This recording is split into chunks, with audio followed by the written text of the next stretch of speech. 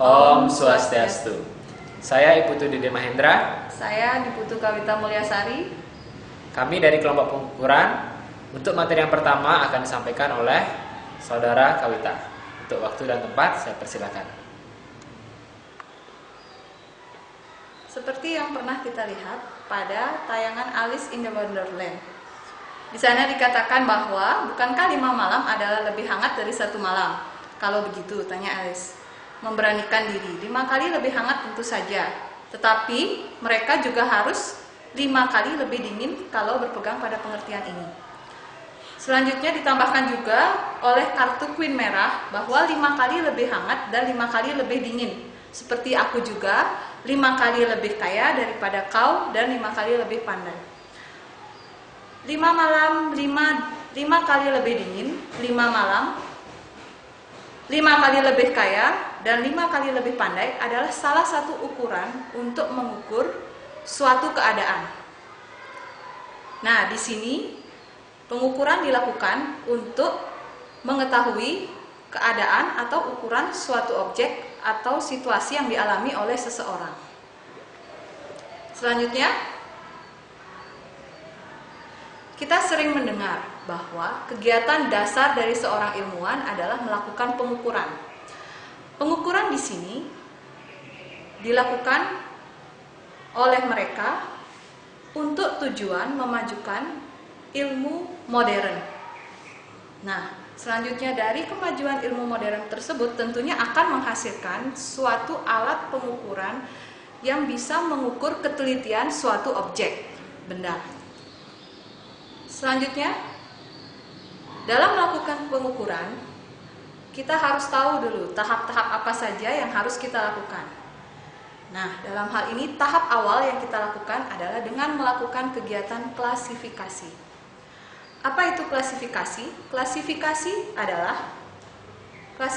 adalah membandingkan suatu keadaan atau suatu objek, seperti contoh keadaan panas sekali, panas, hangat, hangat kuku, sejuk, dingin, ataupun sangat dingin. Nah, jadi klasifikasi ini bertujuan untuk mengetahui ukuran suatu keadaan, benda, atau objek tertentu. Baiklah, selanjutnya bagaimana kita bisa melakukan kegiatan klasifikasi? Jadi, untuk melakukan kegiatan klasifikasi ini terdapat beberapa syarat yang harus dipenuhi, di mana syarat tersebut adalah klasifikasi tersebut harus mampu untuk mengklasifikasikan tiap-tiap hari ke dalam salah satu dari kelas tersebut. Nah, ini termasuk ke persyaratan bahwa semua harus tercakup. Jadi dalam mengklasifikasikan suatu objek, ya, terdapat beberapa syarat yang harus dipenuhi dan semua syarat tersebut harus tercakup di dalamnya. Nah, selanjutnya syarat yang kedua adalah tidak ada satu hari pun yang dapat dimasukkan dalam lebih dari satu kelas, yang artinya persyaratan ini saling meniadakan. Sebagai contoh, tadi sebelumnya saya sampaikan ada klasifikasi di mana suatu keadaan dikatakan panas atau panas sekali.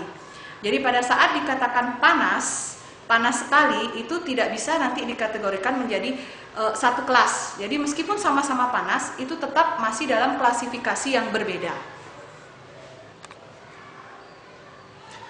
Baik, setelah kita mempelajari tadi tentang klasifikasi, yaitu bagian dari pengukuran, kali ini kita akan belajar mengenai penataan sebagian atau partial order. Jadi di mana tugas utama ilmuwan adalah mencoba membandingkan berbagai aspek dari golongan yang berbeda. Jadi umpamanya, jika kita harus membagi hari dalam 1 tahun menjadi golongan yang berbeda seperti hari Senin pada bulan Mei atau hari Senin pada bulan Desember dan lain sebagainya, maka kita harus mencoba membandingkan nama suatu hari yang terdapat di bulan Mei dengan suatu hari seperti hari yang berbeda atau hari yang terdapat pada pertengahan bulan Desember. Dalam hal ini, karena kita tertarik pada temperatur misalnya, maka kita akan mengambil hal tersebut sebagai dasar perbandingan apakah hari yang satu sama dengan hari yang lain. Jadi apakah hari pada bulan Mei lebih panas atau hari pada bulan Desember lebih dingin. Jadi kita membandingkan sesuatu antara bulan Mei dan bulan Desember. Seperti contoh, yakni hari pada bulan Mei atau hari pada pertengahan bulan Desember itu tentunya kan berbeda. Jadi itulah yang kita sebut sebagai sifat transitif dan sifat asimetri. Jadi suatu hubungan yang bersifat asimetri dan transitif, maka itulah yang kita sebut dengan penataan sebagian atau partial order. Jadi itulah yang kita akan pelajari mengenai partial order dalam pengukuran. Ya. Baik, setelah kita tadi mempelajari tentang penataan sebagian atau partial order, selanjutnya kita akan melanjutkan. Baik, untuk selanjutnya kita akan mempelajari tentang simple order,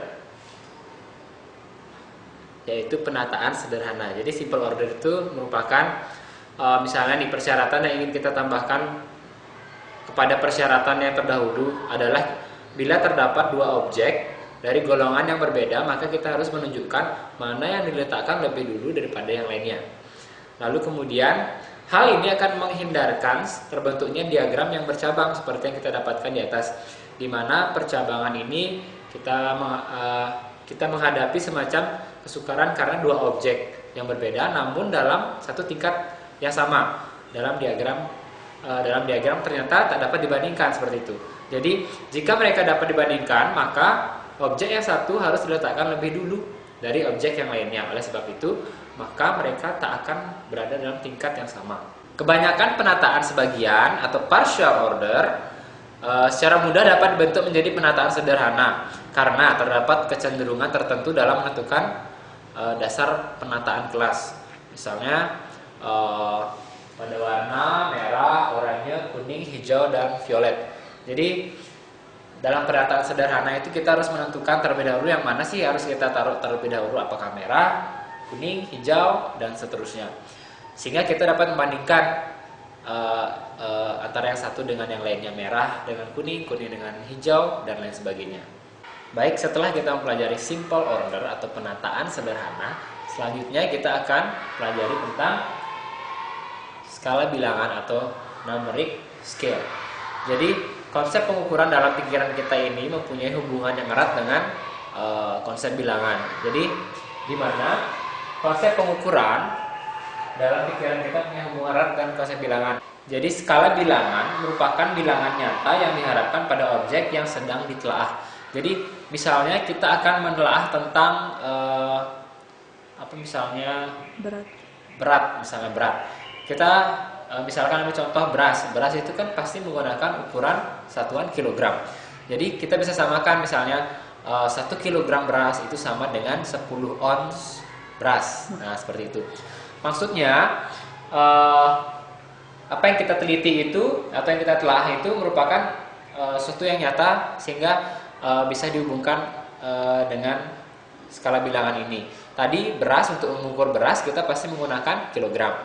Kemudian untuk mengukur bensin atau minyak kita menggunakan liter. Tidak mungkin kita mengukur bensin dengan menggunakan kilogram. Nah, itu maksudnya maksud dari pernyataan bahwa skala bilangan merupakan bilangan nyata.